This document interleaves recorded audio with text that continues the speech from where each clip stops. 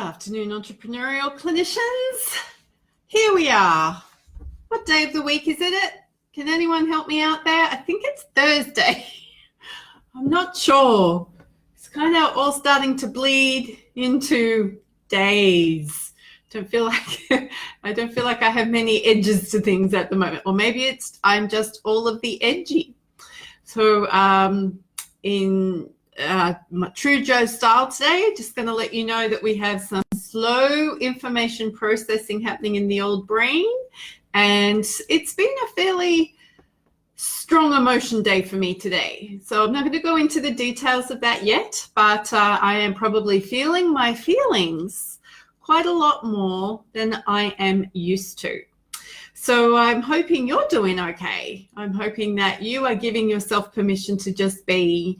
And if you're tired, you're resting. And if you're hungry, you're eating. And if you're grumpy, you're removing yourself from a public place. I was talking to my wonderful community this morning about the fact that my grumpy pants may be fitting me way too well at the moment. And they now understand what that means, because I've helped them understand that for me, getting grumpy, being critical or opinionated or harsh is just like me crying. Like I can't seem to find the tears. I haven't got that mechanism yet. It's coming, but I'm still finding that I can get grumpy really easy. So that's a bit disappointing, but I'm human and it is what it is. I want to introduce you to a brand new word today, twatwaffle. You heard it? I had never heard this word before, but the gorgeous Nicola helped me understand that twatwaffle is a word. She described the interwebs today being a twatwaffle because it wasn't doing what she wanted it to do. Now, I really don't know how to use this word in a sentence. I can't find it in my very handy deck of Aussie slang cards, which is what I need to take with me whenever I go to the US so we can understand each other. So twatwaffle. So I am really curious. I would love it in the comments if somebody would share with me how you use that in a sentence. And if I'm to use it on the stage speaking at an event and I describe myself as a twatwaffle, or the host of the event, or anyone in the audience, am I going to get up on charges? Like, is it a super, super offensive thing to say? Just curious. It's not a word I know, nor a word am I familiar with. I've also, I want to share this with you as well. Just some of the stupidness that goes on, lack of common sense that goes on when we're all in crisis. I had a client talk to me about the difficulty she was having with her email. And she went to the people who manage her email for her, and she had to send them a message on their very, very helpful help desk. Don't you love it when you have to text a message and sit there waiting for the person to reply, hoping it's not a robot? And as these people replied to her, they sent her an email to their email that wasn't working, telling her how to fix her email. And I get it, you know, we're all in hyper. I've just got to fix this problem. I've just got to fix this problem. She and I just burst out laughing, going, that might just win the lack of common sense award for people right now. And there's no need for me to name or shame, because we are all going to be doing stuff like that. I can assure you, we are all going to be doing stuff like that.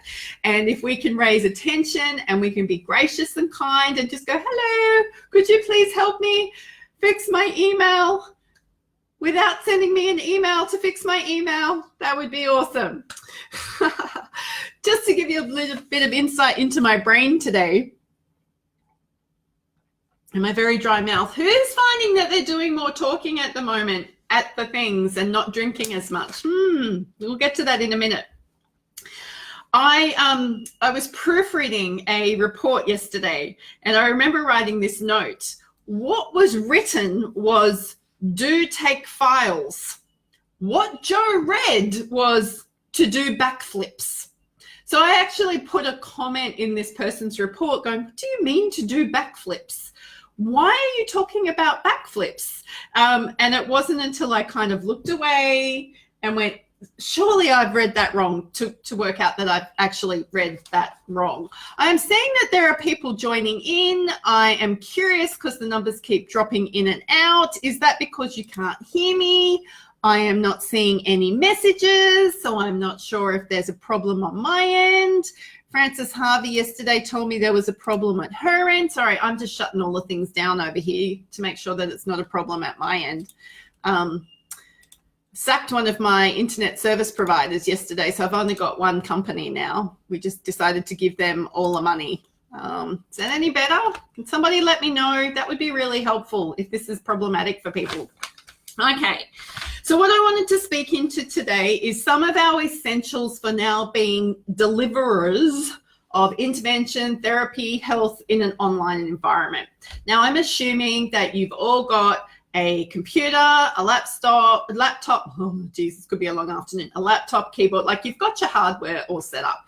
You've probably got a really nice backdrop and all the craps in front that nobody's ever going to see again. And we've all got permission to not put things away right now. Have you noticed that?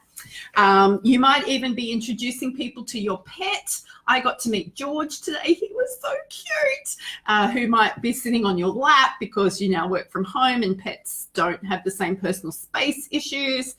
But what I wanted to talk into is some of the things. I've been doing this for a really long time. Like I've been doing this since 2012. So I wanted to share with you some of the things that I have learnt that you now need to start thinking about when you're delivering online. I'm really getting nervous about all these numbers going up and down and I can't tell what's going on. Anywho, I'm just going to pretend that we're all okay until somebody tells me otherwise. Okay. So one of the things you may not have thought about is screen glare. So having your lighting so that it's not directly onto your screen, making sure that you don't have your screen directly in front of a window. It's all very well and good to want to look over the top of your laptop out into your beautiful yard or your beautiful vista, but it is going to fatigue your eyes. Your eyes are about to get really sore. They're going to feel dry. They'll probably feel a bit itchy. You might find some tension and some pressure along here. So eyes and screen glare is a real thing. So you need to work out the positioning of your light so that you don't have light. And I've just got one of you going, that's in the wrong spot. So you don't want light right in your eyes. And I know you're all wanting the most beautiful skin and you really want to put your filters wherever you can. Please look after your eyes. Please after your eyes. That also means that you need to stop squinting at your screen and give your eyes some distance to look at. Just why it's really important for us to go outside, blink, lubricate our eyes, make sure that they're not going to get over fatigued. Because quite often we're just going from one client to a client to a client to a client, which we're going to talk about in a minute, and we're not really giving our eyes a break. They're not used to this. So we're trying to ask them to do something that they're not actually used to doing. So you're not over fatigue them. And you might find that you get a jumpy eye or they water or they just don't want to stay open anymore. There's nothing wrong with you. Your eyes are probably fatigued. So there we go. You also need to get up more.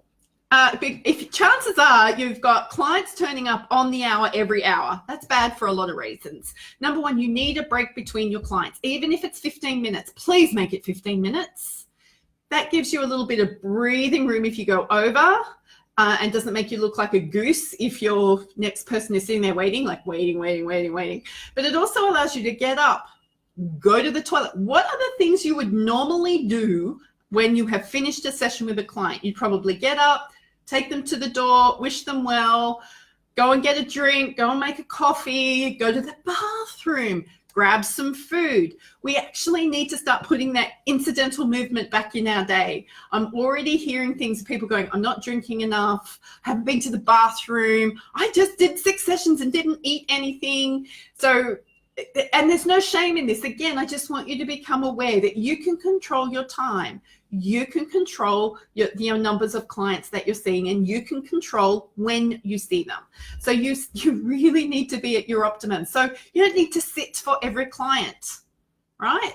You could actually reposition yourself for every second client to maybe stand.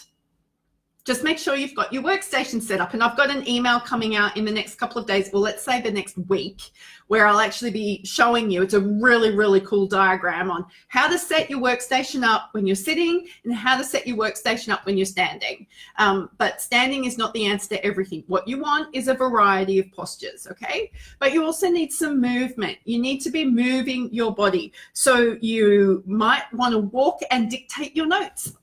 Oh my God, dictate your notes. That way you're not getting to the end of the day when your eyes are sore and your head is sore going, oh my God, I got all my notes to do.